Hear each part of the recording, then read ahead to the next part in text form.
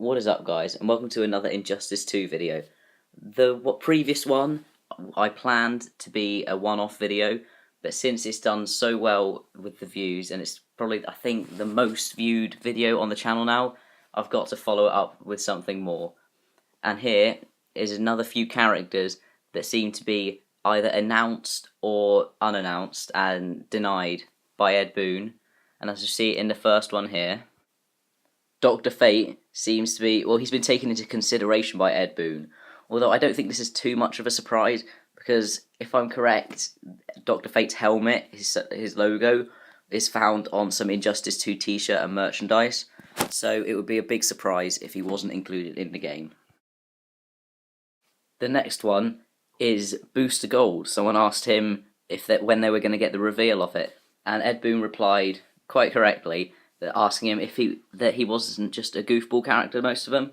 Now, you might not know who Booster Gold is, and if you only play the DC games, you might have noticed he pops up in a few side missions in Lego Batman 3.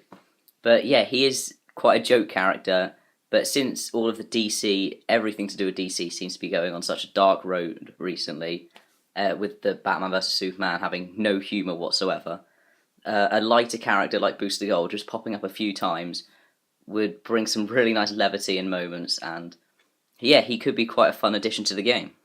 This next one, and this would be quite easy for the developers to add in, because it would be as a skin or a gear piece for Superman, would be to add in Bizarro, because all they need to do is change the colour palette, and it brings even more variation to the game, and you could have two Supermans against each other if you go online, and they could look completely different. It would be like a completely different fight, even if the moveset would be the same.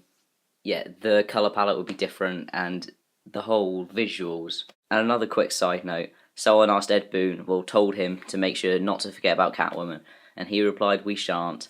And this isn't very surprising at all, as in, it would be expected for Catwoman to turn up in the campaign, and she's a main Batman character, anti-hero sort of, so it would be very surprising if she didn't turn up in the game, but it looks like she will anyway.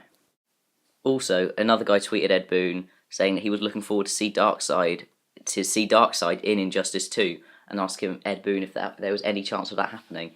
And Ed Boon replied, there is a chance, yes, which is quite good. It would be quite nice to see Darkseid as the large, dominating villain who'd be the final boss of the game almost. And yeah, he'd be a very interesting addition to the story, and as one of the larger characters like Atrocitus and Gorilla Grodd. So yeah, he is all but confirmed. Well, there's a chance anyway.